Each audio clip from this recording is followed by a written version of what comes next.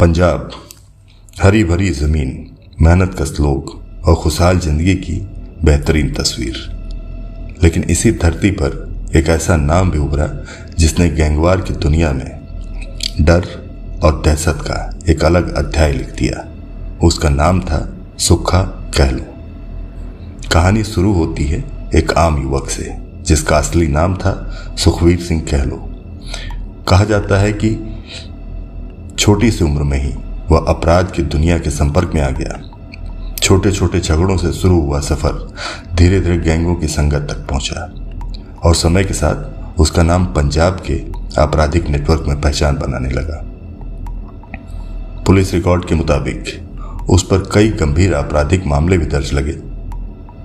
उस दौर में अलग अलग गैंगों के बीच चल रही दुश्मनी लगातार बढ़ती रही। बदले की आग और पुराने विवादों ने माहौल को और खतरनाक बना दिया और यही रंजिशें आगे चलकर खूनी टकराव की वजह बनी।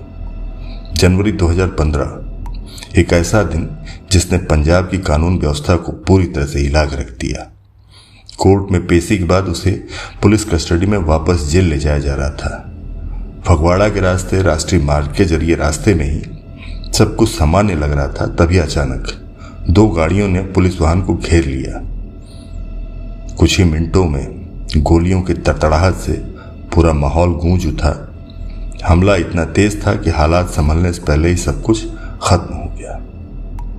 रिपोर्ट में कहा गया कि हमलावर प्रतिद्वंदी गैंग से जुड़े थे और इस घटना ने पूरे राज्य को झकझोर कर रख दिया।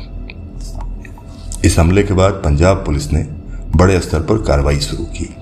कई जगह छापे मारे गए, संदिग्धों की तलाश तेज हुई और जांच का दायरा लगातार बढ़ता गया।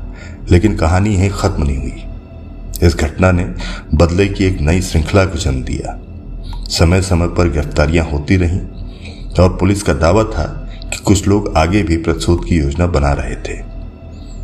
सालों बाद भी यह मामला चर्चा में बना रहा और इससे जुड़े कई लोग कानून की पकड़ में आते रहे। यह साबित करता है कि गैंगवार केवल एक घटना नहीं होती, बल्कि उसका असर लंबे समय तक समाज और लोगों की जिंदगी पर पड़ा रहता है।